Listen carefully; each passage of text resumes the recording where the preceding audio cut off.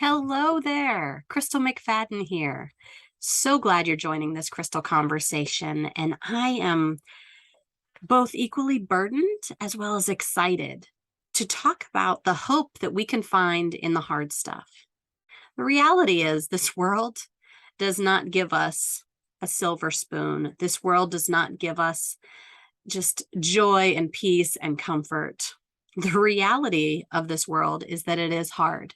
Whether we are in a deep and dark, difficult season, or whether we are simply in the humdrum of a mundane life, or maybe we're so busy we can't even realize what type of season we're in because we're just running from moment to moment and task to task. Wherever you find yourself, it is okay to take a deep breath and give yourself these few minutes as I just speak some life and speak some hope into your day and into your season, because sometimes all we feel is the resistance. All we feel is whatever pressure is pushing up against us as we try to make strides forward. And whether we're in a one step forward, two step back type of season, or whether we're in an uphill climb to the top. I don't know where you find yourself, but I can promise you, we're probably all nodding our heads saying, yep, I feel the resistance. I understand that there is some hard stuff in this world. I will not deny that fact, Crystal, but what else? What's the deal? I want to find some hope in the hard stuff because the reality is, why not? We either get sucked down by the natural gravity that is, or we choose day in and day out, breath in and breath out, to find the hope, regardless of the hard stuff. Because that resistance can bring some benefits. Let's talk just pure logic. When you go to the gym and you work out, you add weight, you do reps, you do repetitions with a certain amount of weight, and then you add some. And in that addition, in those times that you are using the weight, you are creating a strength. You are creating a physical strength, but you're also increasing your mental strength. Your mind is expanding by realizing that by adding more weight, by adding more discomfort, you're actually creating more comfort and more strength for tomorrow. Maybe you've never thought that existential about your workout before. However, it's a really great example for all of us to think about, because how many times did we step into something new, different, and realize that, you know what? I don't like this. This is hard. And we were almost ready to give up, and then we realized we could handle it. Recently, we went on a road trip to another state, and the first few repetitions of finding your way around can be really daunting for those with increased anxiety, not used to traveling, different traffic patterns. It can create a resistance to this new area, new restaurants, new places to eat. Where's the gas station? How do I get the best food? Where am I going to sleep? All of those things. Even with the best laid out plan, you still have to navigate the day. You can have all of those things pinned out. There's still a navigation. And that's what happens in our day to day. When we are navigating the resistance of the day to day, even if there's a plan, we are still increasing our strength physically, mentally, and emotionally. When we have hard seasons, we increase our emotional bandwidth. Have you ever had someone say, oh, you think that's hard? You ain't seen nothing yet. That's someone who's sort of elevating the fact that they've been through some hard things, and that you're at a place where it doesn't scare them yet. It hasn't quite pushed them to their limit of resistance, where they're hitting a new level of, man, I've been through some things. Maybe you're saying, Crystal, I've been through some things. I don't want any more emotional, mental, or physical strength. I don't want the resistance. Let's look at the benefit of spiritual depth then. When we are going through hard times, we have a choice up to a point to give it all we've got, pull ourselves up by our bootstraps, put on our big girl panties, and move forward in a way that we decide, you know what? I'm going to make it through. But the reality is, sometimes seasons are so hard, we hit the capacity for our own strength. That is where we're reminded that our spiritual strength expands far, far more than we could ever reach in our own accord. And we can get closer to the God of the universe, the one who not only created humanity, the earth, the galaxies, all the things, but the one who has the power to stop the storm, the one who chooses to give us breath every time we suck it into our lungs. We have the opportunity to see the need for our dependence on the God who has all the power. And regardless of his choice to stop the storm or not, we can draw nearer and closer to be under his wing for the time and duration of the storm, for the intensity of the storm. We can recognize that we will always reach our max capacity, but his is infinite. There is no stopping point to his might, to his ability, to his creativity, to his love for you. And so in the strengthening of our mental, emotional, and physical being that we are enduring in this hard time, we are also experiencing a deepening of our spiritual connection with God if we so choose to. The door is open. The option is there. It points straight to the hope that somehow, even in our rebellion against our Creator from the time we were born, that if we choose to realize our dependence on God, and even when we don't, God chose us.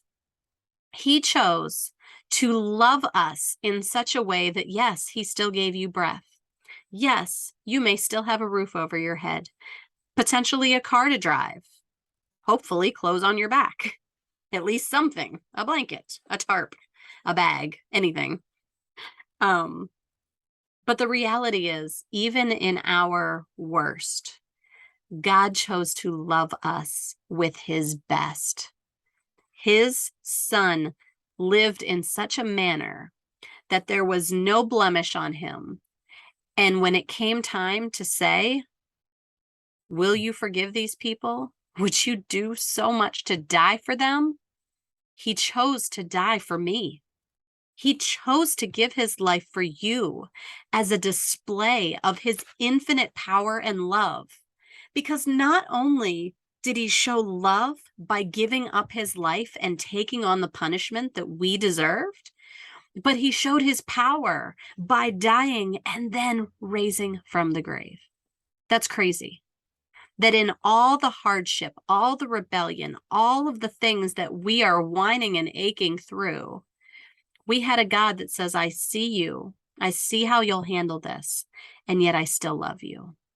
And so in the hard, as we develop in character, in spiritual depth, our eyes have the opportunity to look down and recognize that we're embarrassingly looking at our own strength and our own self. Or we can look up and say, wow, you must have purpose for this.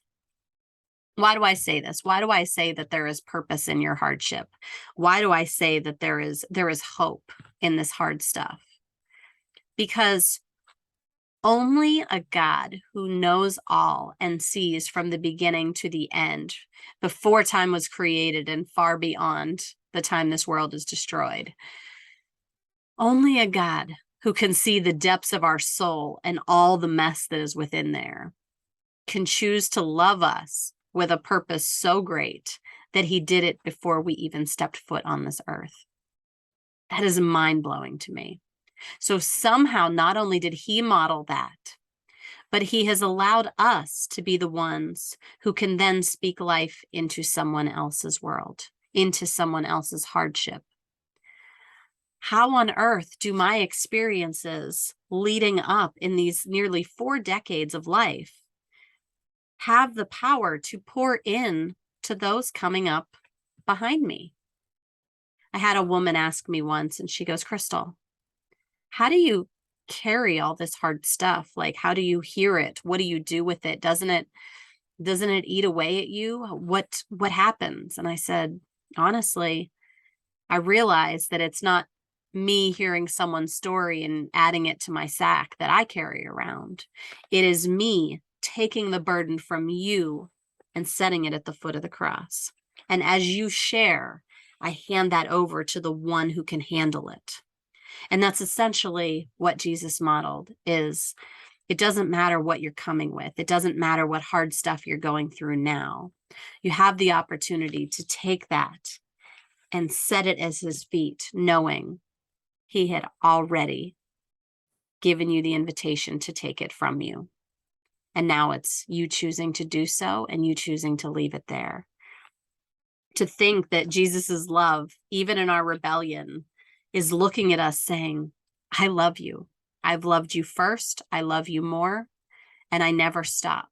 Gives us that open door, that opportunity to draw nearer to him. Somehow the hard stuff doesn't feel so hard anymore because we're not alone. We weren't forgotten. And this isn't without a purpose.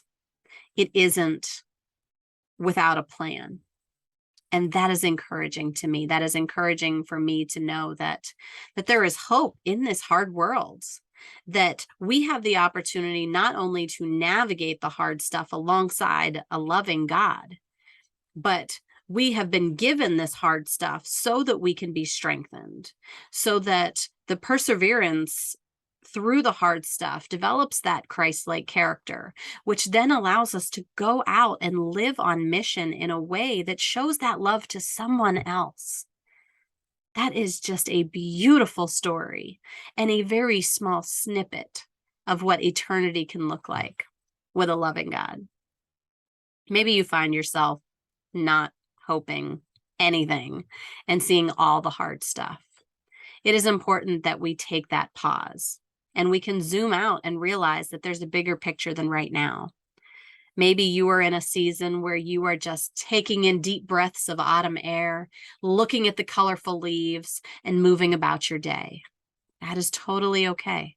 But maybe you are in a season where you are hunkered down, putting anything to protect your body, your hands over your head, curled up, and just hoping for the hurricane to end. Wherever you find yourself today, seasons are in fact seasons. There is an edge to that storm. There is a start to that brightly colored tapestry that you were looking at. There is a start and an end that blends into another start and an end. If we spend all this time looking at just the hard stuff, we will truly miss out on the hope because the hard stuff is hard. I am not joking when I say my heart hurts for some of the stories that you are going through right now. Some of the things that people have shared with me just this week, to know that, this is the journey they're walking through right now.